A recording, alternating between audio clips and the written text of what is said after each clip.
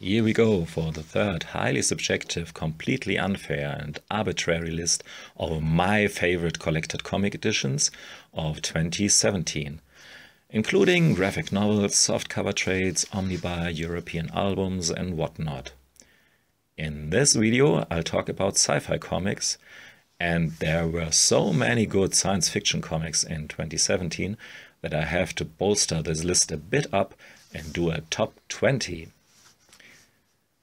Starting with 20, we have the second and concluding trade of Terry Moore's 10-issue run, Motor Girl. The title-giving girl is a car mechanic with post-stress disorder, which makes her talk with an imaginative friend, the gorilla Mike. By the way, some will say that this is actually not a sci-fi story, and they're right. But we see a lot of aliens in the story, so I'll treat it as a science fiction comic, with a psychological twist, so to speak. If you haven't read anything from Moore before, start anywhere else. I'll recommend Rachel Rising, which is obviously a horror book, not a sci-fi story, but otherwise Motor Girl is a decent and enjoyable bridging before Moore's next bigger project, which will hopefully come. On 19, it's Terminator, the original comic series. Chris Warner draws some mean muscled males and females and robots, car chases, explosions, action in glorious colors from Chris Challoner. Enough said, I guess. There's a second, much shorter story illustrated by Matt Wagner, which is rather artsy and static and more something for the Matt Wagner fans only, I guess. The book itself is one of these nicely made oversized hardcovers to celebrate Dark Horse's earliest franchises, like Aliens, the original comic series, my rank 18. I've talked about it a lot in Panellogy 163, so without further ado, on to rank 17. The Meta Baron, Volume 2 to 4, respectively the Meta Baron Book 2. The latter is the English translation, which collects Volume 3 and 4 of the series around that Meta Baron character, established by Jodorowsky in the Incal. Valentin Sage, and since Volume 3, Nico Henrichon, extend the Incalverse with very photorealistic art. Actually, Henrichon's style is a bit less photorealistic or a bit more independent from photoreferences, which is not so bad. One trope of the original Incal series from Möbius was the balance of evil and good, yin and yang, so to speak. In the new Meta Baron, we have to deal almost only with pure evil, sadistic killers, misshaped cowards, and brutally tortured victims. And the title-giving Meta Baron is a disillusioned, depressed guy who wants to screw as many prostitutes before the inevitable end of the world. Don't confuse it with the Meta Barons, plural, drawn by Juan Giménez, which is one of the best European sci-fi series of all time. And to be honest, the new Meta Baron can't hold a candle to that, at least yet. But nevertheless, and despite of that remarkable lack of relatable characters, it is a pretty detailed and, so to speak, enjoyable read. On 16, we have the Valerian Collected Edition number 8, the short stories.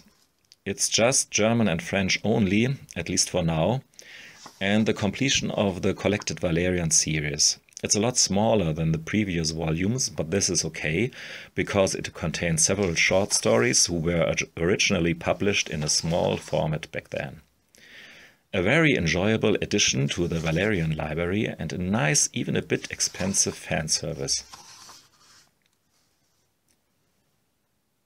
Eternauta 1969, on my rank number 15, is the genuine rendition of the Argentinian classic from the end of the 50s, written by Hector Germán Oesterheld, The original series drawn by Francisco Solano Lopez was a lot longer than this new version by comic god Alberto Breccia. What he does here with brush strokes, collages and experimental freakouts is not from this world, literally. Although story-wise, provided you have read the original Eternaut from Fantagraphics, which you should have, provided you have read that, then there is story-wise not much new in the new version.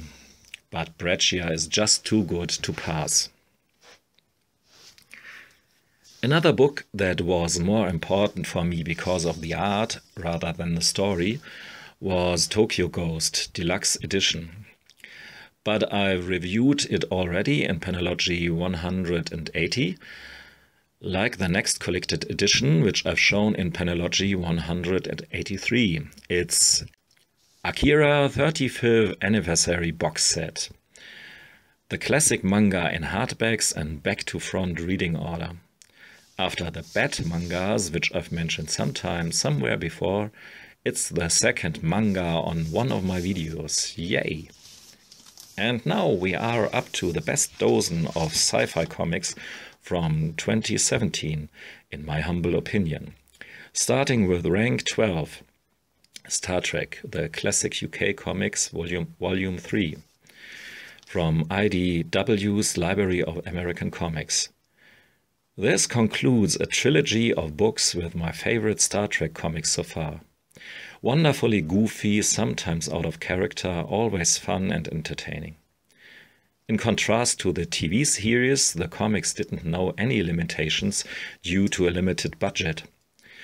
So they could confront Kirk and his team with giant space insects and space fights with trippy effects and whatever adventure they could think of. The comics were published originally in small chunks of 2 or 3 pages at a time in weekly magazines. So what a joy to jumpstart the time machine after each episode and skip a week just by turning the page. Speaking of old wine in fancy new bottles, Planet of the Apes Archive Volume 1 and 2 on place number 11 is a no-brainer for an ape fan like me. The archives from Boom collect the old Marvel material from the 70s, written by Doug Munch and drawn by Michael Plug, Herb Trimpe or Trimp, Alfredo Alcala and other classic artists. I have to admit, up to now, I've just managed to read a fraction of it, especially since Volume 2 came out just recently. But what I read so far is pretty ape-tastic old-school monkey lore. Some complained that the archives didn't contain the magazine part of the old issues, but I have no problem when they just boil it down on the comics or to the comics. On 10, it's a double shot of Don Lawrence goodness. Actually, it's already 8 albums since Storm was drawn by the master himself. Since then, Romano Molinar has done his best to give us new stories from Pandavi, the Living Planet, and the Anomaly Storm and his friends. Album number 30, The Executioner of Tolkien, is the first one where the colorist Jörg de Vos is replaced by computer coloring. I'm not the biggest fan of that replacement, but I have to say that the change is not so dramatic as I suspected, even though this Storm looks less and less like Don Lawrence's version. But hey, the times they are changing, and the Executioner of Tolkien is a real impressive character, I must say, even if the story reads somehow familiar. Some friends of Storm are imprisoned and he has to free them. Anyhow, Trigan or Trigan is classic Don Lawrence at his wackiest and most impressive old European sci-fi pulp. I've done a video a while ago about it. It was panellogy 119. So on with rank number 9, Black Science Volume 1, The Beginner's Guide to Entropy. I did a panellogy about this as well. It was number 177. Great story, great art, sadly overshadowed by the use of glued binding for the hardcover. In the meantime, volume 2 came out and it has soon binding. Yeah, you can imagine some angel chorus and violence here. Seriously, I'm relieved. And there will be a remastered volume 1 with probably, hopefully, soon binding as well. Maybe I sell my volume 1 and upgrade. One can only hope that this will not turn out to be some weird business model. To sell your stuff first in crappy binding to force you to double dip later on. So now we enter the section of my list where you will find only pure excellence. Though based purely on my flawed opinions, I would have to consider serious measures if you would have anything but praise for all of them. Starhawks Volume 1 and 2 on place number 8 is another publication in IDW's awesome library of American comics. Gil Kane could use 2 rows of panels for his newspaper strips, which was quite an innovation back then and offered new layout and storytelling possibilities. The collected edition publishes them in the original order. Back in the day, the project was shelved, but then Star Wars hit the movie screens and Starhawks was, as the back cover blurb puts it, dusted off and pushed into the newspapers. My love for Francois Scoyton was fortified with the second installment of Nach Paris, or Revoir Paris. I can't get enough of Scoyton's colored pencils magic, and it's my ranked number 7.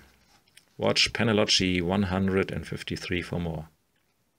Or watch panellogy 168, where I've already celebrated extensively the Aliens tome by the German publisher Crosscult with Aliens lore from Mignola, Kelly Jones and others. But I guess it's safe to say that you probably can find these comics rather easily in English as well, even if not in one big tome like this one, and maybe not in black and white. Paper Girls Deluxe Edition Volume 1 on 5 is one of the reasons why Brian K. Vaughan is one of my most favorite writers today. Combined with Cliff Chiang, who is, since his Wonder Woman run, one of my favorite artists. The result only could be and is nothing short of amazing. Paper Girls starts in our ordinary old world of the late 80s with some newspaper delivery girls and their everyday life, but spirals very soon up into a comic book heaven of different colliding timelines, giant tardigrades and general weirdness, but masterfully and tightly plotted by Vaughan. In opposition to Brian K. Vaughan, Dan Slott is a writer that I hadn't in my focus since I read very seldomly something from Marvel, but I am a big Surfer fan and a big Michael Allred fan, so Silver Surfer Volume 5 was another marriage in cosmic heaven for me. Volume 5 delivered a pretty heartbreaking conclusion for the love story of Norrin Radd, aka Silver Surfer, and the Earth Girl Dawn. You can see how Slott custom-tailored Silver Surfer for Allred. Come to think of it, the Surfer has always been very similar to Allred's own character Madman. An almost autistic loner living in his own mind. And here he is, like Madman, saved by the romantic love for a woman, or of a woman. And since in the very beginning of this fantastic run, when Dawn said the very first thing to the Surfer, "I'm Dawn Greenwood and I'm gonna save you," it got me on the hook. Like everyone should be who was saved by someone he loves. I know I'm running out of words for even further reaching praises, but as I've already said, nothing but excellence here. So, rank 3, the bronze medal goes to Descender Volume 1. Jeff Lemire tells the tale of robots becoming more human than their human masters. He is for sure not the first one who went with that premise, but he knows how to develop characters and a future world that feels real.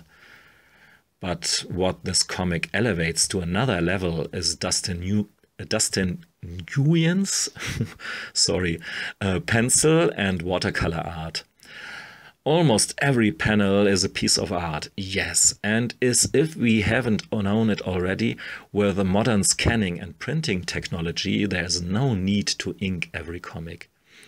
Pencils and watercolors, they go as well together as science fiction and comics. Saga, Book 2, and rank 2 as well. Saga? What's that about? Ah, come on, where have you been the last years? Yeah, this could only be topped by some sublime Italian perv extraordinaire. Yes, Guido Crepax, The Complete Crepax Volume 2, The Time Eater and Other Stories, by the most important comic publisher in the world, Fantagraphics. The second tome of Crepax's work collects sci-fi themed stories. There's one example, a longer story about a space pirate, and one amazing story called Reflection about the encounter of Valentina and an astronaut. But overall, of course, there is the typical stylistic refined eroticism that is most striking in this book. Surreal and dreamlike. Like with every comic by Crepax, it's first and foremost a comic by Crepax. Or, as Guido Crepax says through one of his characters, nothing new ever happens in adventures. It's always a matter of form, right? That's so true. Even though I strongly disagree, and I'm looking forward for whatever new comes along in terms of sci-fi comics in 2018. Thanks for listening and watching. Goodbye.